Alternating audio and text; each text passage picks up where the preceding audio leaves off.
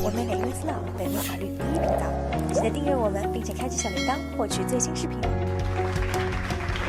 大家好，我是冯律师。那么我们在前面的节目里说到，因为疫情，美国绿卡持有者滞留美国境外，因为时间超过一定长度，入境美国相当困难，收到了非常多的反响。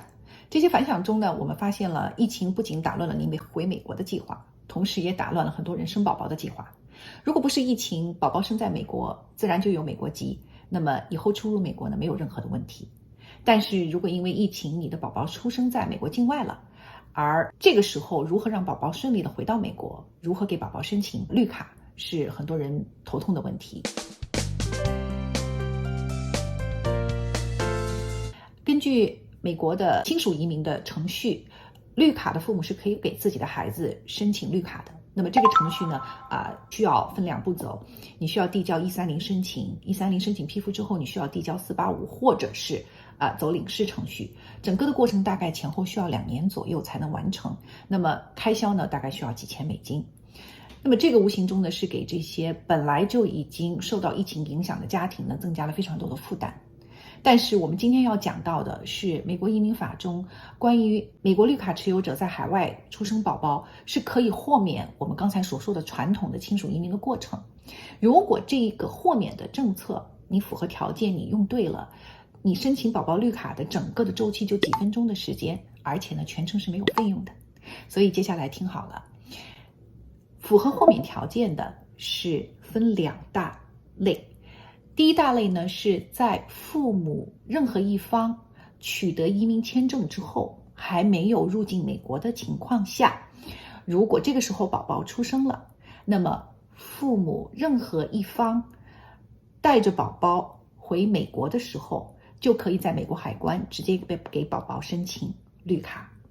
那么这是第一种情况。第二种情况是，如果父母都已经拿到绿卡了，这个时候我们要强调的是，母亲一定是美国绿卡持有者，而母亲这个时候是在美国境外把宝宝生下来。那么这个时候呢，如果你带宝宝回国，满足这些条件，你是可以用这个豁免条款直接申请绿卡的。第一个条件是宝宝必须在2岁之前回国，并且这是宝宝首次入美国境，同时也是带宝宝回国父母任何一方在宝宝出生之后首次回美国境。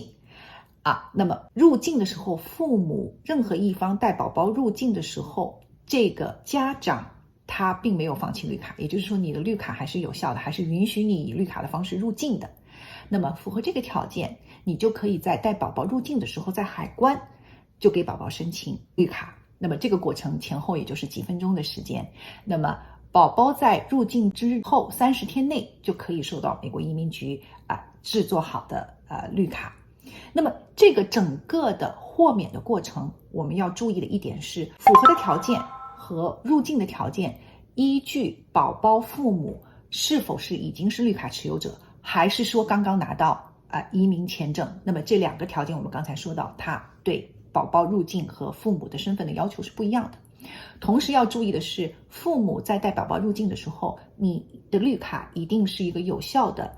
状态，并且呢你没有放弃你的绿卡，也就是说海关认可你是可以拿着绿卡入境的。那么这个时候呢你是可以帮你的宝宝直接在海关办理绿卡程序。那么同时要注意的是，你在入海关的时候一定要带上宝宝的出生证明以及宝宝和父母之间的亲属关系的证明。